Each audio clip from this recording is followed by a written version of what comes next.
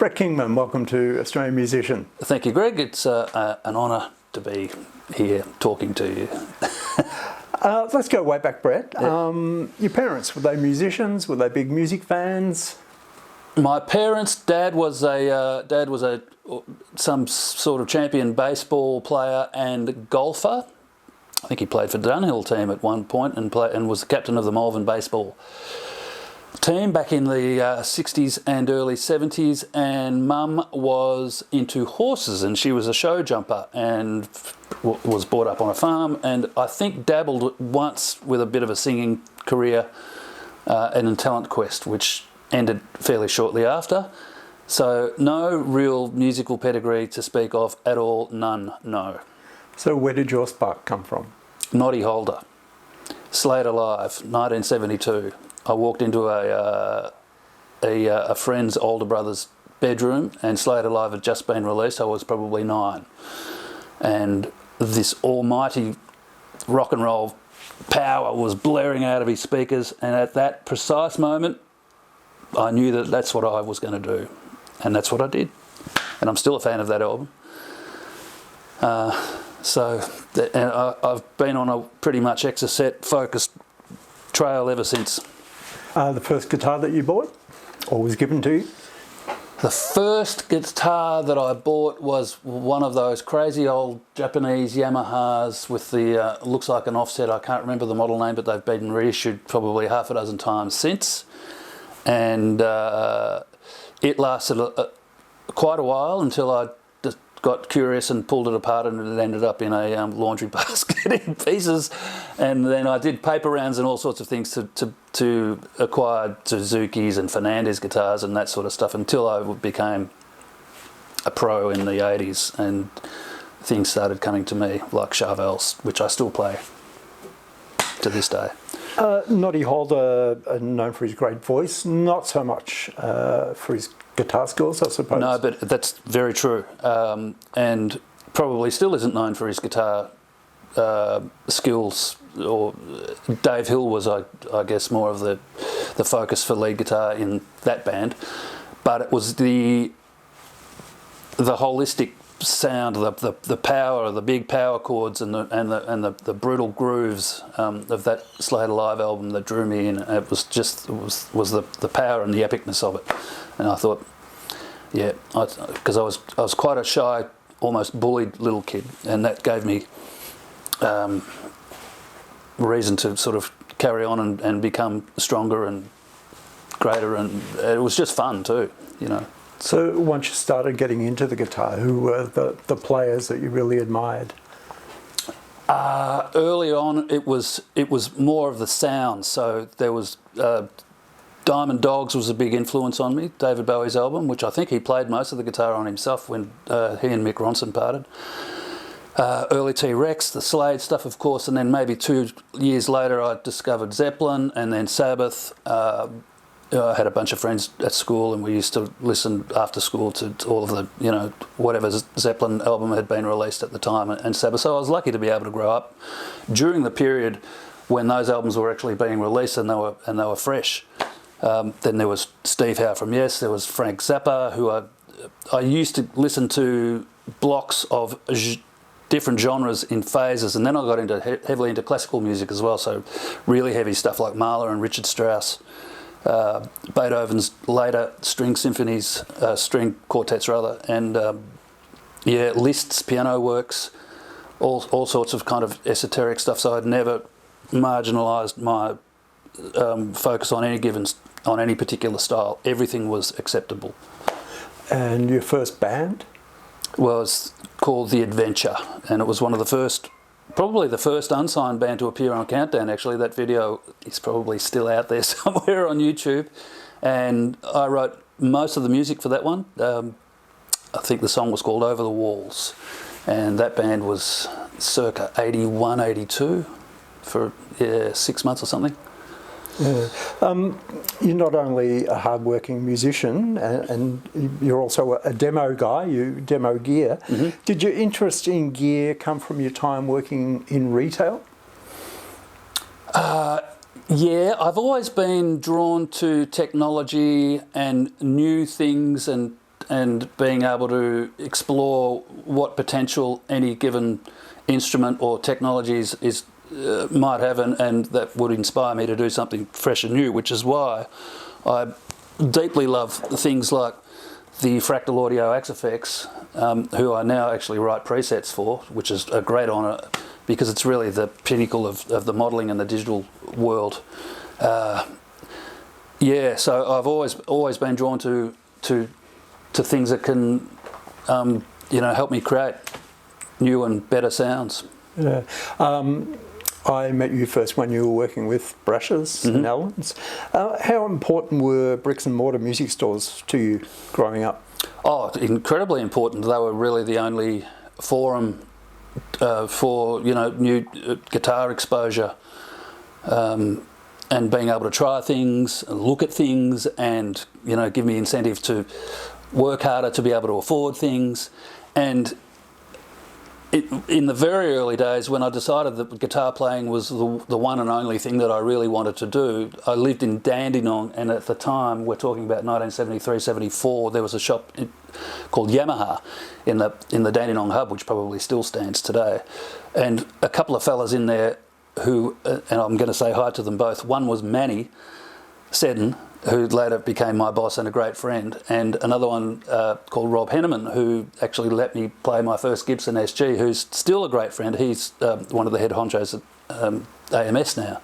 So I was able to form friendships as well, and I just used to hang out there. They were, my hangs really, the music shops, and of course that's why I wanted to work at Brashes and Allens a bit later on. In '87, you got the gig as James Reyne's guitarist. How did that gig come about? Well, at the time I was playing guitar for the Uncanny X-Men. I got headhunted by them because their original guitar player, Ronnie, was unable to tour or didn't want to tour. So I was finished recording that album at Platinum with them and then went on the road. Now, that was a lot of fun. But the style of the music wasn't really for me, and I met James at Inflation nightclub over about 900 bourbon and cokes at 3 o'clock in the morning, and he'd only just come back from Los Angeles having finished recording his first solo album and disbanding Australian Crawl, which all happened in the space of maybe 12 months. A mutual friend introduced us. Do you want to play in my band? You begin in the morning. Great. Let's have another drink. And that's how it happened. And I've been with him ever since. And we spent the next few weeks auditioning the rest of the band. Johnny Watson, the drummer, was there, and Jeff Scott, who was the guitar player who actually recorded that record. So how did you approach those famous Australian Crawl guitar parts? With respect, Simon Binks is an incredibly identifiable sound and style, and so I tried my best to pay due homage to what he laid down. So that's to this day I still play the Reckless solo, or at least the acoustic part of it, exactly the same way. I try to. You've got to have respect for the Crawl stuff, and that's why we're going out and doing it for a year now, as of January 2024. Or we're playing as Australian Crawl under the guise of the Crawl Files. So I was never a great Australian Crawl fan, though, I have to say. I had respect for them, but I was more into the heavier styles of music at the time, so it became an acquired taste later on. You also played with Daryl Braithwaite, Ross Wilson, Renee Geyer, Joe Camilleri, all legends. What are the factors that allow a musician to play with people like that? Personality. You have to be liked first, because you have to spend time with them. And if you're an abrasive or disagreeable personality, you're going to be shown the door pretty quickly. The talent bit comes second. So it's about being able to get on with people, and of course having utmost respect for them. All of those names that you just mentioned, because they're the boss. They write the songs, so you have to honour the songs. You're not there because it's your show. I'm a hired gun, so I've got to do the right thing, and that's pretty much it. Thinking back on your career, what are the most memorable moments? I think playing some of the really huge shows over the years, and they've all become pretty huge shows, especially on things like the Red Hot Summer Tour. So I always enjoy that. I always enjoy meeting new people, meeting the fans afterwards. Sometimes I'm not a huge socialiser after the shows, but it's nice if someone says, "Oh, you sounded great." Just making people smile, which is really all I got into it in the first place. Apart from being able to just thump out power chords at humongous volumes, it's more about connecting with the audience, I think, and being able to leave them with something to take away that makes them want to come back again. Back to the gear demos again. How did your YouTube channel begin? My YouTube channel began with a laptop in a little room with my daughter Sadie, just having fun. I was working for a company called Sound and Music at the time, and I think that John suggested we start importing some guitar pedals. So we found a couple of smaller brands like Catlin Bread, Subdecay. So we were really one of the first companies to bring in what is now termed boutique pedals. And then I thought, well, this new YouTube thing, that looks like a good platform to expose these brands on. So I just set up my little MacBook and made a couple of Fuzzbox videos and got 50 hits. Wow, people are actually watching. And then it was 500 hits. And then I started getting requests from other builders to demonstrate their products, because there weren't too many of us doing it at the time, maybe half a dozen in the world.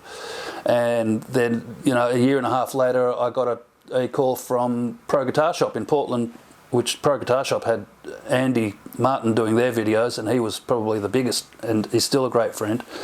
And then I started working for them, and one thing led to another, and here I am 16 years later, 15 years later or whatever it is, and I'm still doing it, and there's the queue of stuff over there. It never stops, and I never catch up. So be careful, if you're going to make that bed, you got to line it. Be careful what you wish for. One of the big guitar magazines rated your channel as in the top 10 demo channels in the world. That must have been a moment of great surprise. Great pride for you? It was actually, yeah. But given that I'm an old bloke, for those who don't know, I turned 60 in July this year, and I didn't begin the YouTube channel until I was 45. Most people that do it now are 25, and consequently have the much greater subscriber numbers. So it was it was a big surprise and a great honour. It was, yes. I'm not sure that I'd be rated in the top 10 anymore, though. That was a couple of years ago. Noel Gallagher recently revealed he's a fan of your channel. Any other surprise closet fans? I've become friends with quite a few well-known names in the music industry, largely due to the channel and whatever big or small influence I have on people. Like, I don't like dropping names very much, but Reeve Gabriel's, Elliot Eason from the Cars, I've had, pretty long conversations with over the years. There would be many more. But, so that's good. And Ian Moss has become a great friend. He's on my tail every few weeks or months or so saying, mate, have you tried this pedal? Where can I get one of these? That sort of stuff. So I've become a bit of a resource, I guess. It's almost a consultancy kind of thing, which I'm happy to do for nothing. It's fun, and the honour of being able to, give advice to these outstandingly influential musicians who have always been favourites of mine is that's been a pretty good thing, I have to say. We see you using so much gear, but what's your regular stage rig with James?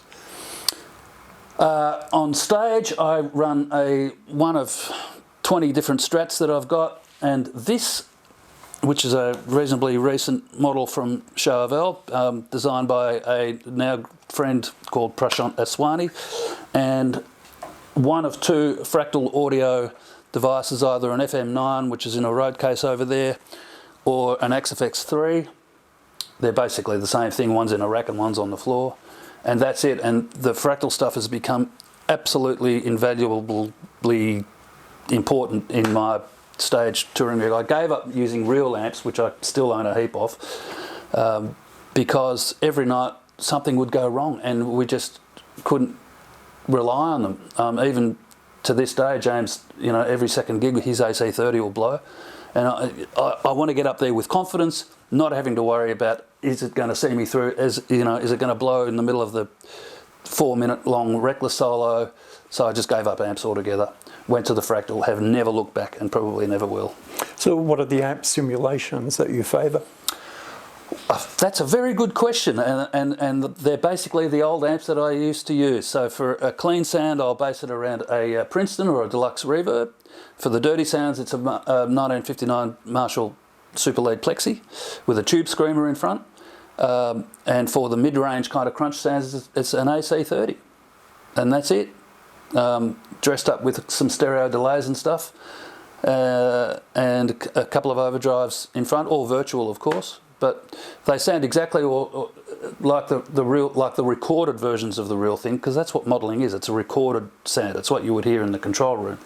People often confuse or say, oh, well, we don't get the same sound pressure level, that you would out of a cabin, and the same dynamics. Well, no, you don't, because that's not what it is. It's the recorded sound.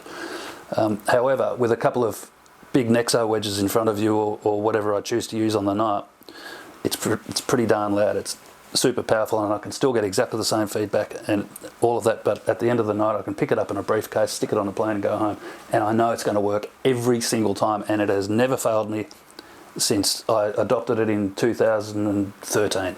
Not once. There are so many brands of gear that you could use. There are some that you're particularly fond of and you work closely with. Yes, yeah, well, I mean, I'm fortunate because of the position that I'm in with YouTube to have been offered all sorts of endorsements and sponsorships. So I'm a Fender artist. In here I use Audix Microphones, which are a really great US company. All of the cameras and things sit on gravity stands. I've got the vocal booth that James is singing in at the moment is from Imperative Audio. I use Ernie Ball strings and some of their guitars as well, although it's largely been Fender lately. Fractal Audio, who I write presets and help beta test for. I use their stuff exclusively on stage. Gosh, there's a whole lot of things that I've been really fortunate to have contacts with all of these amazing companies. So yeah. You're the Nostradamus of the music industry. You predicted COVID weeks before it oh gosh, appeared. How did you get onto that? Around the world. I forgot about that. So I'm after your predictions on artificial intelligence in music. How do you see that affecting the gear industry? Well, I guess if artificial intelligence can be taught to have its own imagination, that it's able to facilitate either with technology or even physically, tangibly, which means it would have to build it, then it's going to be a threat. In some regards, you've already got Ableton Live and other looping facilities inside Logic and most of the big DAWs, digital audio workstations. So they kind of are in artificial intelligence, yet they are being driven by a human mind largely. But to be able to actually tell, let's say it's ChatGPT, write me a song in the style of the Carpenters with a David Bowie vocal and a lead guitar solo by Prince. Do you think it can do that now? Maybe it can. I don't know. And then if it can, is there room for both? Because humans aren't going to stop creating, and they're not going to just sort of put their interests aside just because artificial intelligence can do it. So there may be, in the end, some kind of compromise where there will be a market for both, but people who will only want to listen exclusively to human invention will be able to do that too, if that makes sense.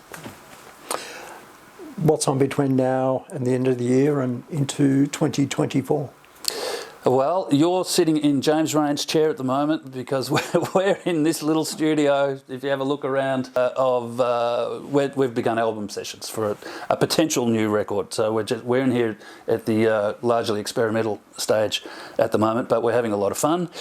That will take us probably till Christmas, and then beginning first week of January, we begin the James Reyne Crawl Files tour, which is going to last well until the end of 2024 and potentially into a good bit into 2025. So pretty busy, and whatever YouTube stuff I can jam in while we're not at the bloody airport, I will do, but the next 18 months are already spoken for. So I'm very lucky, to be my age and still out there doing that sort of stuff, and grateful. What are you most proud of in your music career? That I've been able to look after my wife and my children and put them through school and afford a house to keep us all in and keep us all fed, and that's probably it, I think. I'm not proud of any sort of musical achievements really, although each and every YouTube video that I've made, and we're up to about 3,000 now, has a little musical statement in it, because most of what I do, because I'm lazy, is improvised. So I've left a reasonable legacy of little tunes and perhaps influential things behind in that regard, but I don't kind of focus on them or concentrate on much. I'm a bit more earthier than that. I just want to look after the family and have some fun, and not destroy myself during proceedings. And I've been able to do all of that, so that's what I'm proud of. Yeah. Brett Kingman, thanks for your time. Thanks for yours, Greg.